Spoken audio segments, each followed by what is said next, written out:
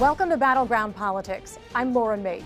I'm in Philadelphia in the battleground state of Pennsylvania. And while right now a lot of the attention is in Iowa, New Hampshire, South Carolina, those states in the early part of the primary process, looking ahead, it will be Pennsylvania and other battleground states where critical decisions get made. So it matters what's happening on the ground right now. What's the plan to convince people to come out to vote? President Joe Biden won in 2020 in Pennsylvania by about 80,000 votes. But will those voters come out for him again?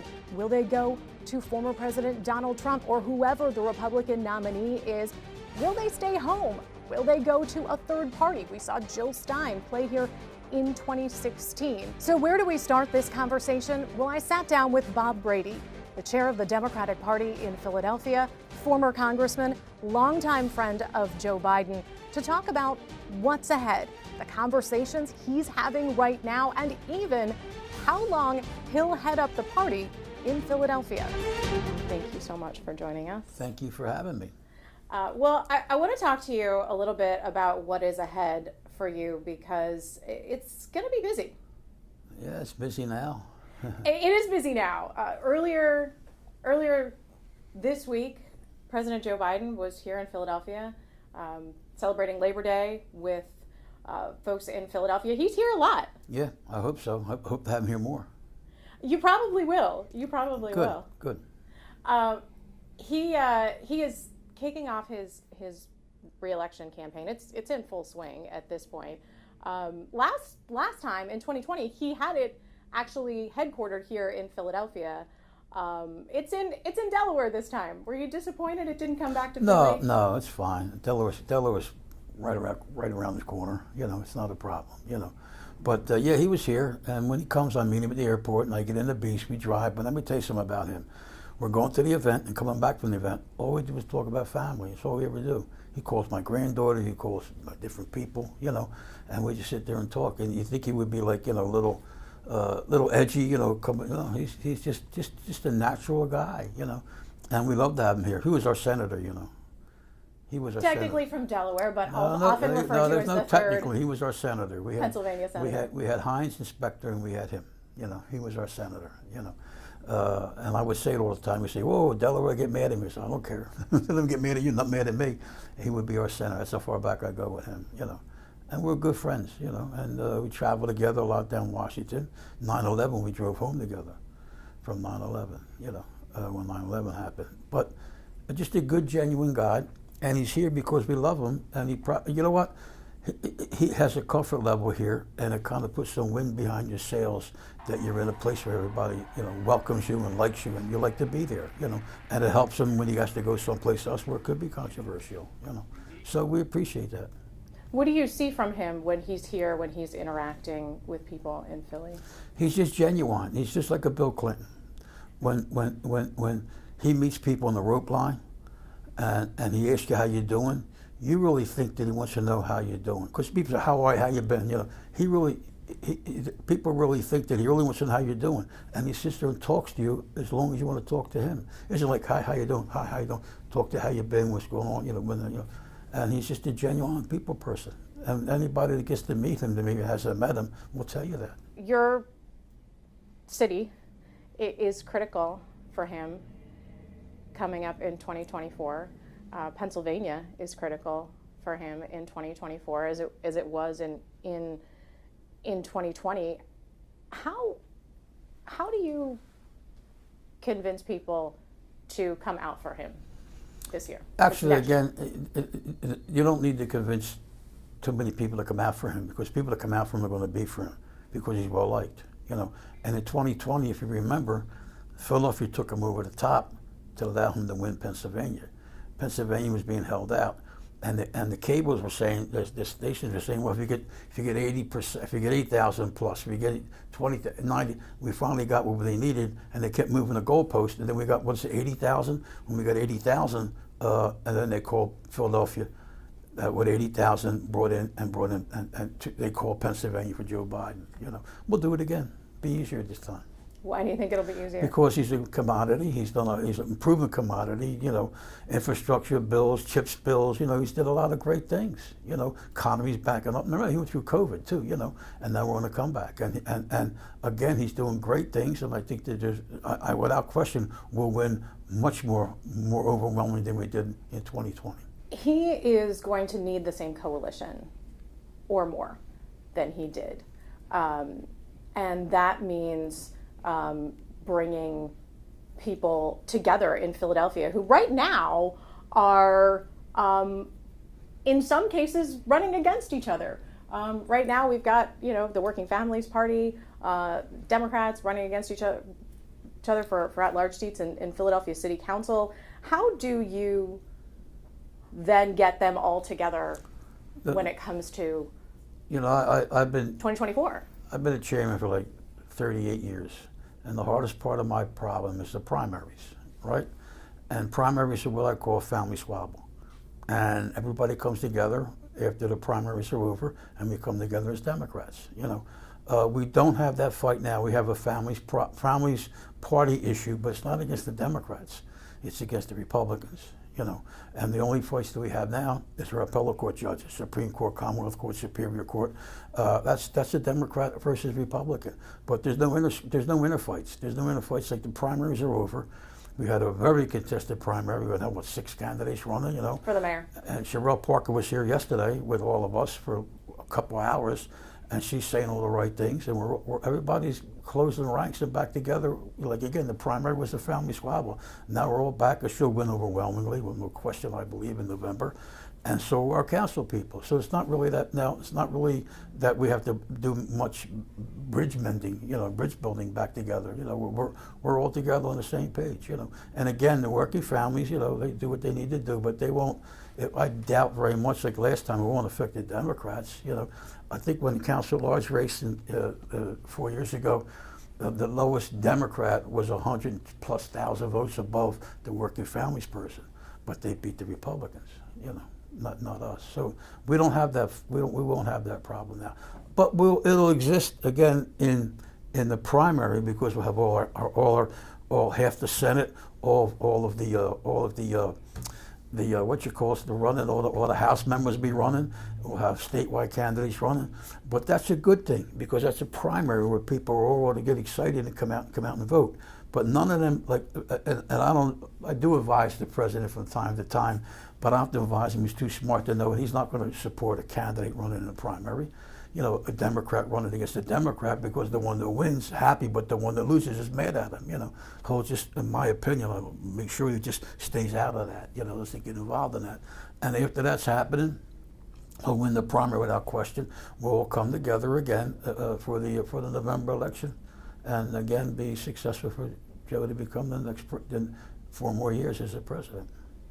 So you're confident that the folks who are right now on the more progressive side, supporting Working Families Party candidates, that they will come over and show up for Joe Biden? Remember where the progressive people came from. They came from Bernie Sanders and whatever. And then when Bernie got out, they all came behind Joe Biden. And the progressive that we have in this town, we're progressive too. I'm a progressive guy. We go forward. Our candidates for council are all progressive. Nina Ahmed and Jim Harity and Isaiah Thomas. They're all progressives. Rue Landau's progressive. Richardson, Kathy Richardson, they're all progressives. So that they don't claim. They talk about that title, but we talk about moving forward too. We're not moving backwards.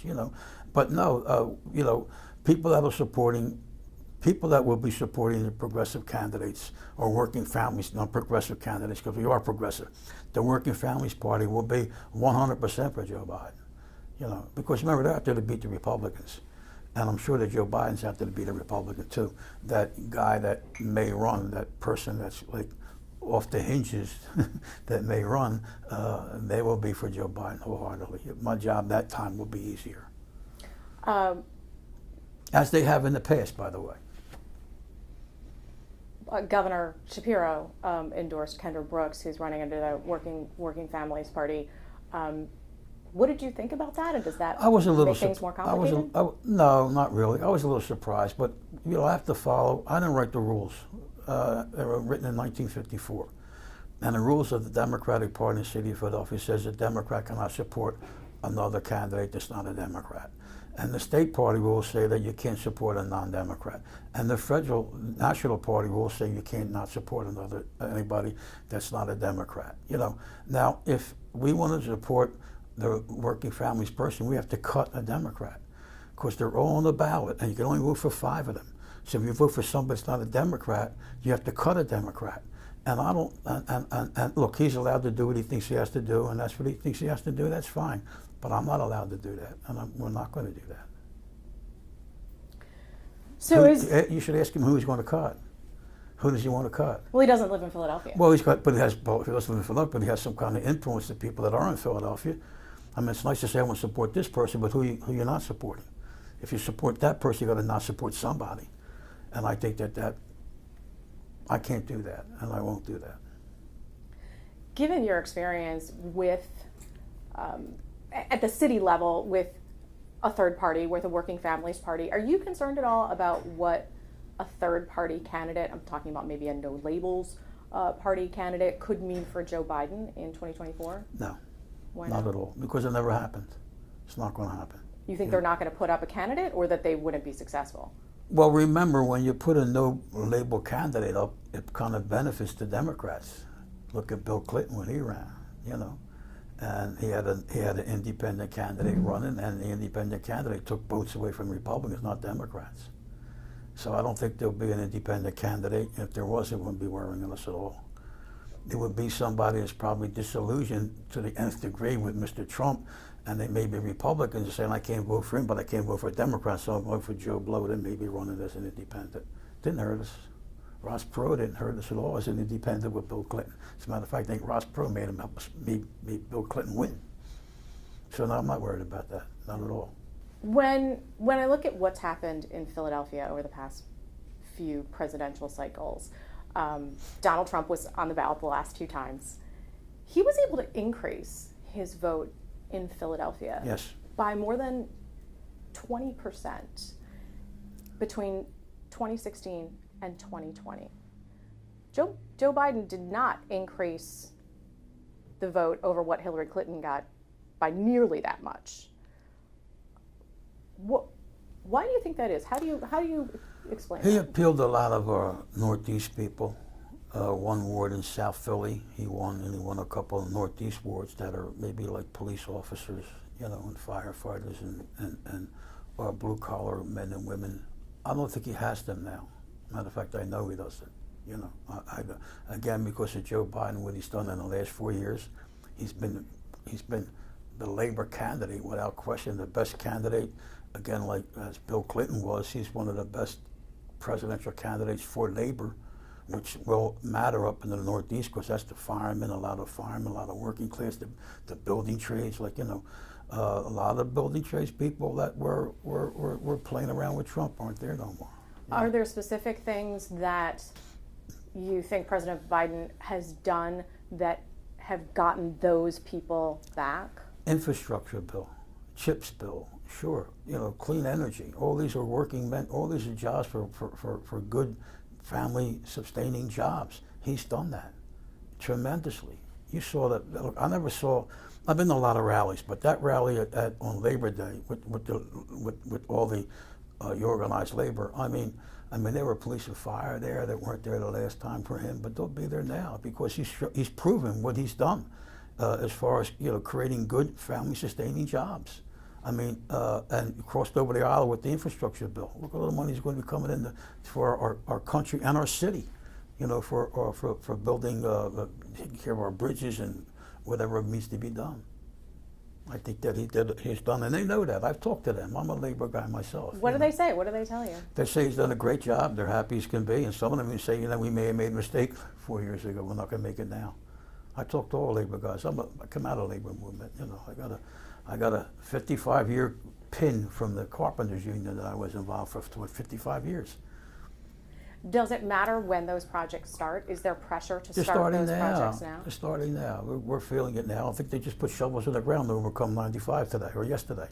That all comes from federal money. We're covering 95, making that part on the other side of our 95, letting we come on this side of the city of Philadelphia. You live on that side, you can't get over here. Now we're going to cover it. They put shovels in the ground yesterday. That's infrastructure, Bill. That money, federal government, we did 95, the overpass. We did that, and God bless Josh Shapiro, did a great job with that, putting people together. That all was federal money too. And we're now doing it again, to fortify it, make it permanent. That's all federal money. Staying on the issue of labor, there has been some tension between some of the climate efforts that the Biden administration has wanted to do, and some unions, depending on where they work in the energy sector. How do you see that right now?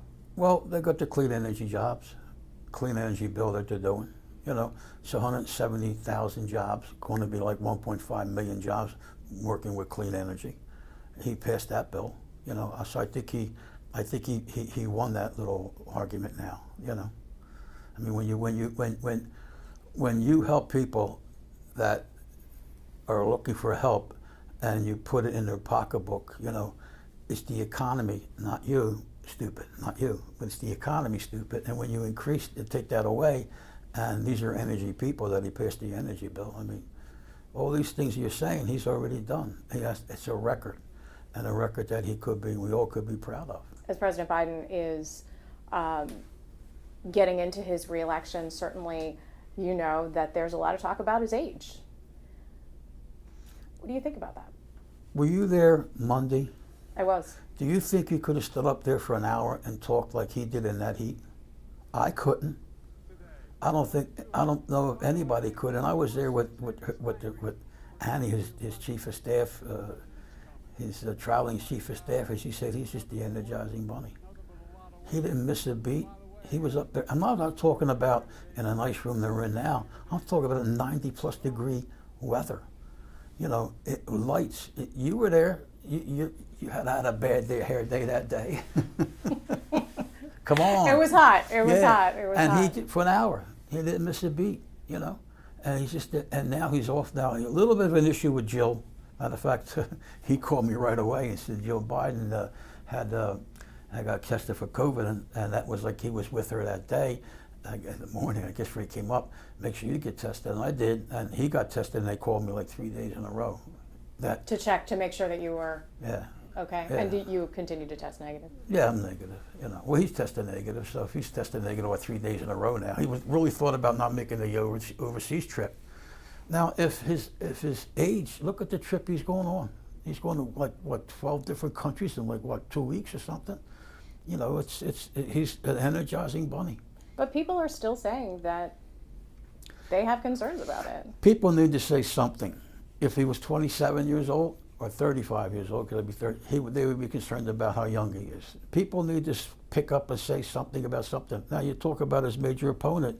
I don't think he's a spring chicken either. And I would look at him and think he may need a little bit. He looks like a little bit overweight, and looks like he, looks like he might be, is showing a little bit of age. But Joe's like trim and mean and ready to rock and roll, and he's got a ton of energy, and it shows. I mean, he was out in that heat again for 1 hour, more so because he did the rope line and ahead of time. No, he's fine.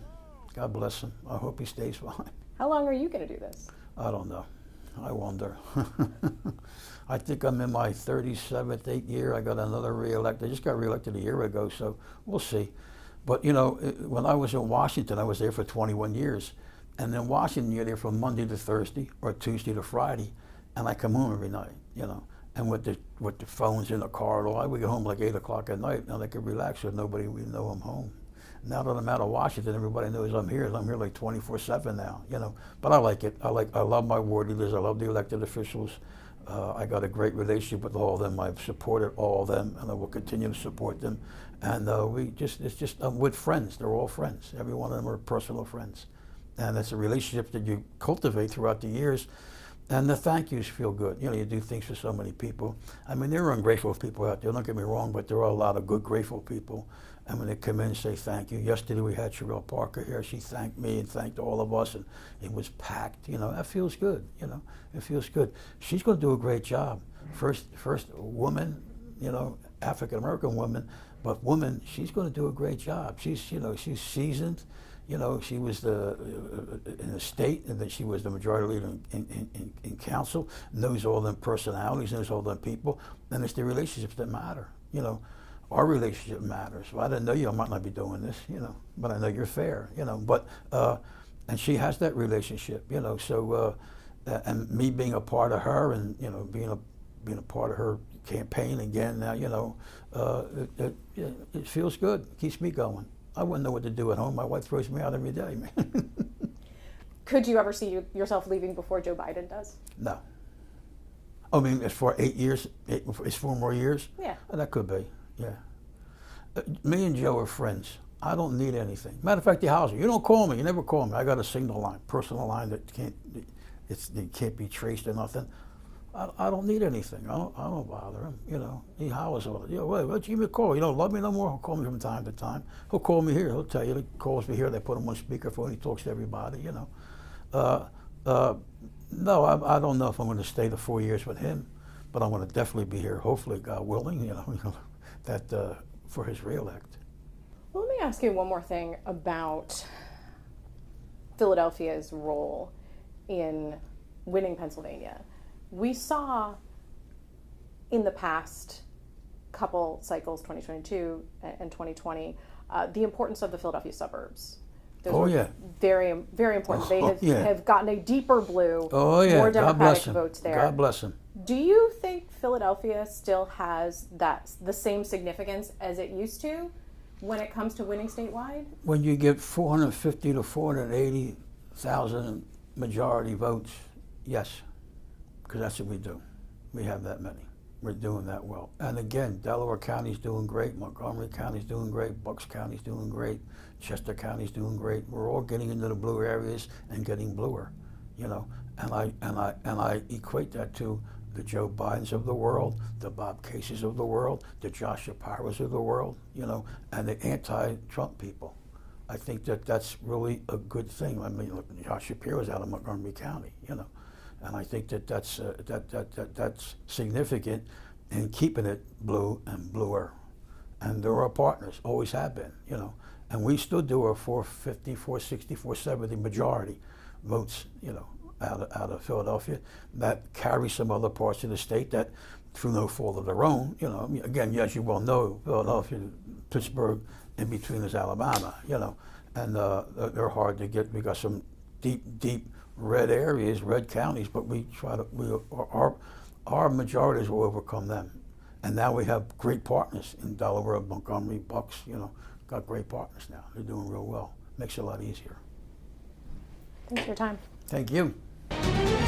You can find more Battleground Politics on our website. Just go to NBCPhiladelphia.com/Battleground Politics. And you can subscribe for more episodes to come on our NBC10 YouTube page or wherever you get your podcasts.